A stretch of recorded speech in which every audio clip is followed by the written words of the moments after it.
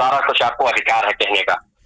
हमारा तो एक ही मतलब एक अनुरोध है कि हम सभी प्रसन्न रहे, सभी निरोगी रहे और सभी दीर्घायु हो, ऐसे ही भोलेनाथ से हम प्रार्थना करते हैं। जो आप कह रहे हो, मैं आपको एज ए मौलिक अधिकार आपको देने के लिए तैयार हूँ और सत्ता का ताज भी आपको देने के लिए तैयार हूँ।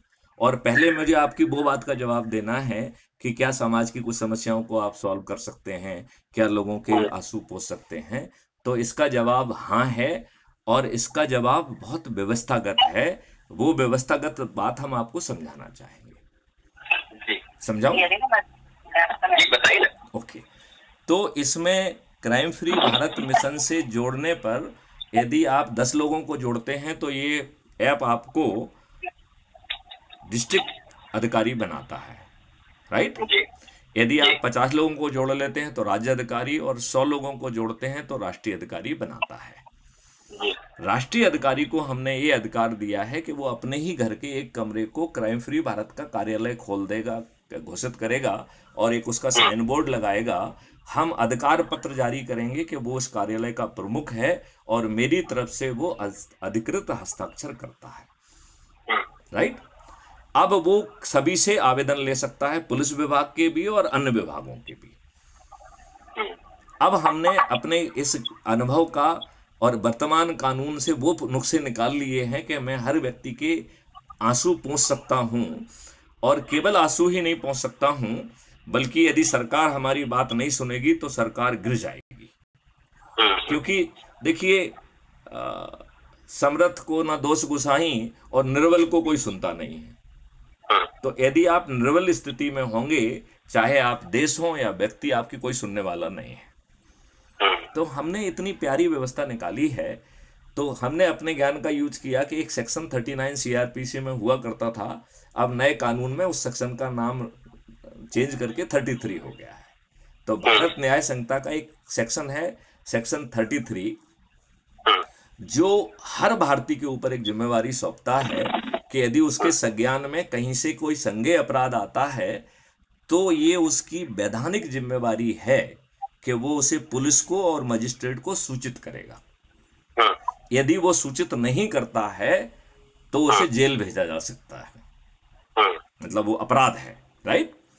और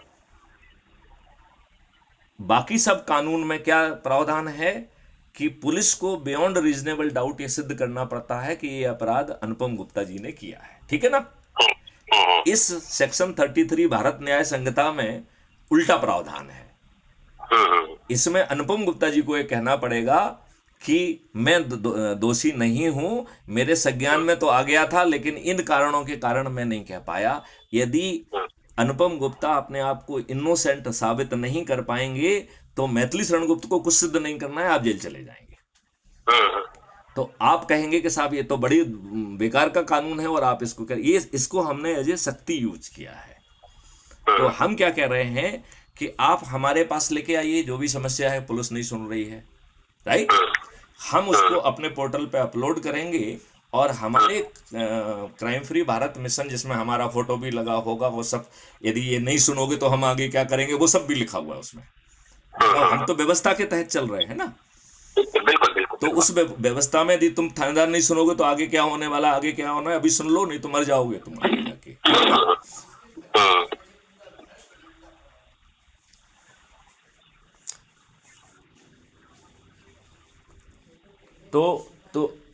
तो जो है,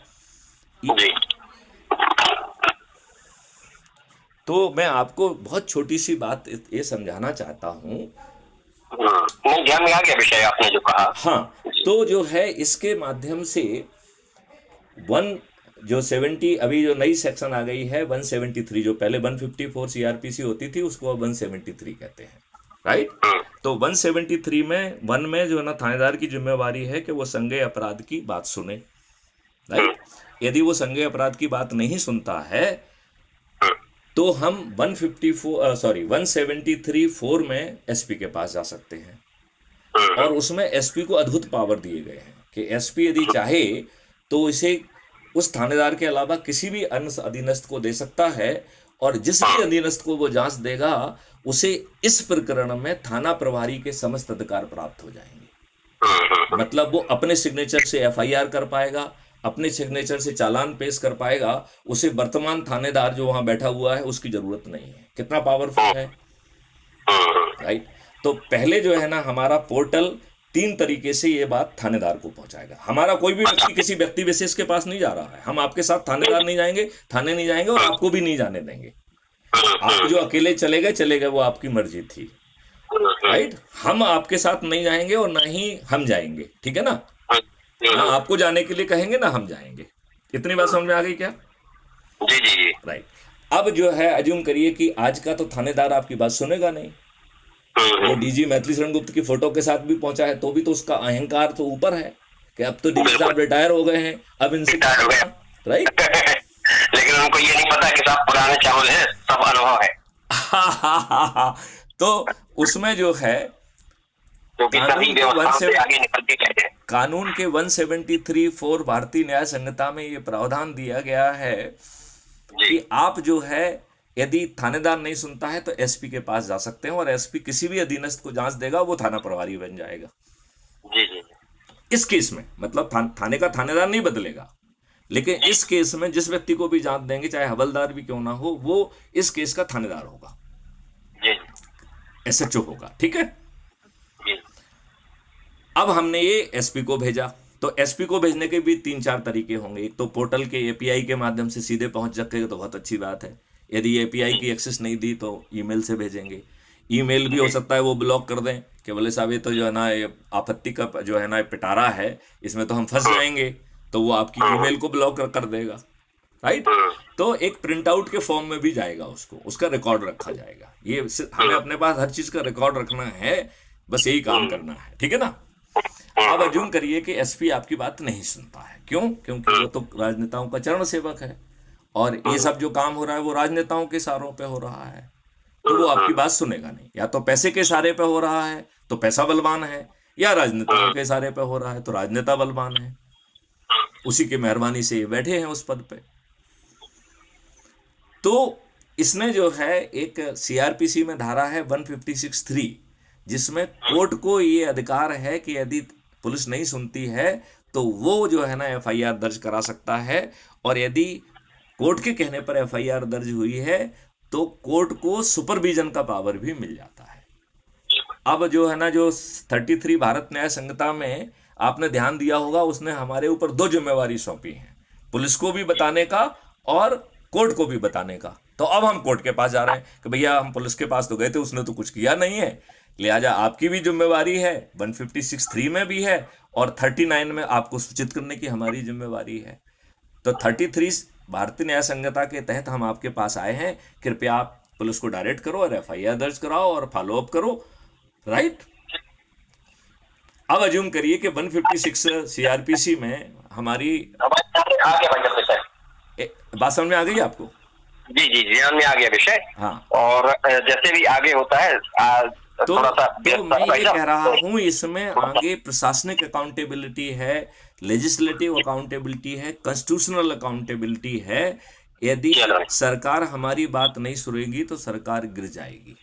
ठीक बात, ठीक। तो ये बहुत पक्की व्यवस्था है। लेकिन यदि आप चाहोगे कि मैथिली शरण गुप्त एसपी को फोन कर दें तो मैथिली शरण गुप्त एसपी को फोन नहीं करेंगे, ठीक बात, राइट। और ठीक है, आप जो है यदि दुखी हैं तो भैया आप सामाजिक कार्य कर रहे हैं, 100 लोगों को जोड़कर खुद कार्यालय खोल लो, क्या प्रॉब्लम है? कुछ नहीं। तो आपको आज व्यवस्थागत फायदा मिल गया कि नहीं मिल गया? बिल्कुल। आपको अपनी बात का जवाब मिल गया क्या? जी जी जी, जवाब मिल गया। और आज मैं क्या आज मेरा जन्मदिन भी है तो अरे वाह वाह वाह वाह, तो ये तो बहुत बड़ी बात बताई आपने। आपको भगवान भोलेनाथ से हम पुनः प्रार्थना करते हैं कि भगवान आपको खूब दीर्घायु करें, स्वस्थ रखें। और आज आपका जन्मोत्सव है तो खूब बढ़िया, बड़े तालाब से भी, वहां से भी अच्छी हवा आए, आपके जीवन को प्रकाशित करे। मैं आपसे जन्मदिन का कोई भेंट मांग लूं क्या? जी भाईजान, मैंने जन्मदिन की कोई गिफ्ट मांग लूं आपसे? जी बताइए।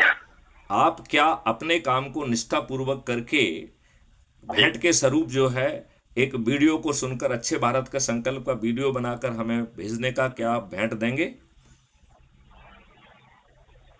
हम भाई जब करने का प्रयास करते हैं। हाँ, और उसको जो है ना आप भेजेंगे तो हम उसमें वो अपलोड कर देंगे, और उसको जो है वो संबंधित को कहो कि वो अपने लोगों से शेयर करे। और जी निष्पक्ष रूप से काम करना है, गीता के भाव से काम करना है। कोई जुड़ता है नहीं जुड़ता है क्या होता है इस पे ध्यान ही नहीं देना है। जी जी ये बाकी की प्रक्रियाएं अपने आप हो जाएंगी, आप चिंता मत करिए, ये देश बदल जाएगा। और मैथिली शरण गुप्त यदि शक्ति से बात कर रहे हैं तो ये भ्रम मत मानिए कि मैथिली शरण गुप्त कह रहे हैं। ये तो कोई बड़ी शक्ति, बड़ी शक्ति मैथिली शरण गुप्त को एक माध्यम बना रही है कहने का। जी जी, आपसे बात करके काफी अच्छा लगा भाई साहब जी, बहुत अच्छा लगा। चलिए, जय हिंद, जय भारत, जय वंदे मातरम, जय गुरुदेव।